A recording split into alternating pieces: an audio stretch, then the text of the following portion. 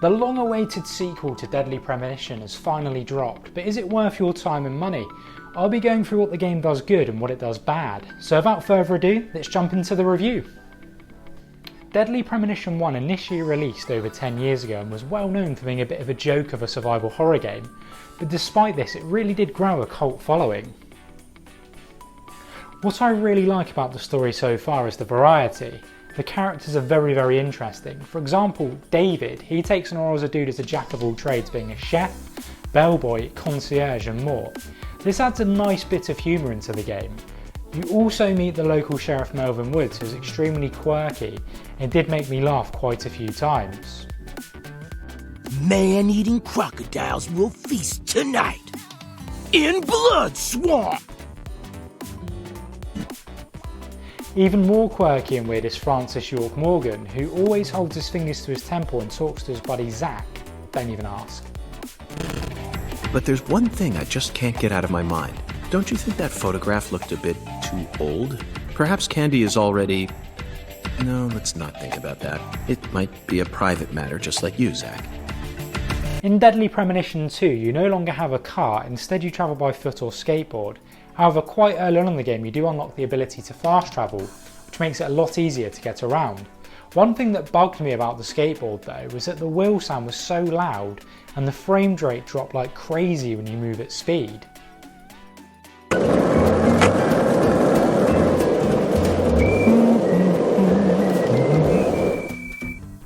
The mechanic that really makes this game shine though is the interrogation and investigation. You can use your vision ability to give you clues if you want to speed up the process. However, going around the room scanning for clues was quite deep and more fulfilling. The vision ability can also be useful if you're unsure on where to go next. I found interrogating Francis Morgan at the start of the game in particular was very immersive, varied and interesting. The opening interrogation does last about 30 minutes, but at no point are you bored due to Francis's deep twisted personality.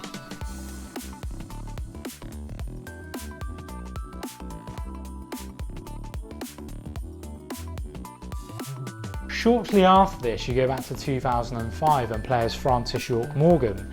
This is where the prequel story kicks in and you start to explore the car ray and get introduced to the investigation wall that you see in so many FBI movies and TV shows. Moving around in the game is similar to an early 2000s PlayStation game. It does control quite poorly and the combat reminds me of the old style Resident Evils on the PS1 before they even got a remaster. Now that is a little bit harsh, it is a little bit better than that. And in the developer's defense, this is one of those titles that is really more story driven. Once you have free roam, you're free to investigate anywhere you like. But in the Deadly Premonition series, all characters have their own daily schedules, so you have to be aware of the time as you can only do certain things at certain times, i.e. visit a warehouse or shop between 8 AM and 5 PM. You can also create charms that help improve your character. For example, improve physical defense against being attacked, or increase your life points or stamina. There is a large range of charms you can create. I like this because I'm a fan of RPGs and I really do have a gratitude for when developers put a bit of character customization into a game to add some depth. Once you go back to your hotel room, you can look at your link board to see what clues you've gathered on the case so far. Though this is a good touch, it does give you CSI old 90s detective films vibes. Another touch in this game I really like is the frequent dialogue between York and Zach, where they reference an array of 80s sci-fi and horror films. It really makes me want to actually watch some of these films to see what they're actually talking about. In regards to the graphics, they're not great. Again, I'd say they're similar to PS2 graphics or early PS3 or Xbox 360.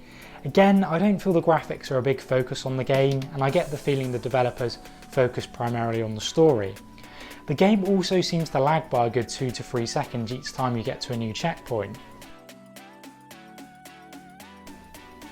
Sound-wise, it's pretty good. It's what you'd expect from a horror game. Saying that, this isn't really a horror game.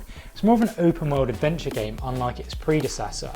It has rather chilled out music when you're exploring the town. In my opinion, the voice acting is pretty darn good. The developers have really nailed the sound in my opinion on this game. The risk of death from lung cancer is actually much lower than what you think it is. In fact, it's tiny when compared to heart disease, strokes, and pneumonia. We're always surrounded by easy ways to die, you know. Some people even get randomly struck by lightning and die right there on the spot. Value-wise, this game is releasing at $50 in the US or £40 in the UK. Now, is it worth it? If you're a fan of quirky, story-driven games, then I'd say definitely yes. I've read from various sources the game takes anywhere from 20 to 30 hours to beat. Dependent if you do the side quests, you'll get a nice bit of time out of the game. But if you're just curious on the game, maybe wait for a sale, due to the game having a lot of performance issues. However, this is made up of its unique charm. So we've heard some pros and some cons to Deadly Premonition 2, but how does it rate overall? I'm giving Deadly Premonition 2 a 7 out of 10. Credit to the developers for making a game that is just so weird, goofy and unique. I found myself very invested in each character, as each one was different and, well, just strange, which I love. I've never known a game pass off cheesy weirdness so well. The story is well written, and it gets just that more interesting the more you unravel the case. However, there is a lot of performance issues with this game that stops me actually rating it higher. This game's frame rate is everywhere and really struggles to keep it at 30 frames per second. The movement and combat at times feels clunky and something out of an old PS2 or even a PS1 game. This was made a bit better. I feel I would rate the game higher for sure, but overall for me, a fan of adventure games, I really enjoyed this one. What are your thoughts on the game? Will you be picking this one up? Let me know in the comment section below. Thanks for watching. If you've enjoyed this video, please like and subscribe for further content like this, and see you later guys.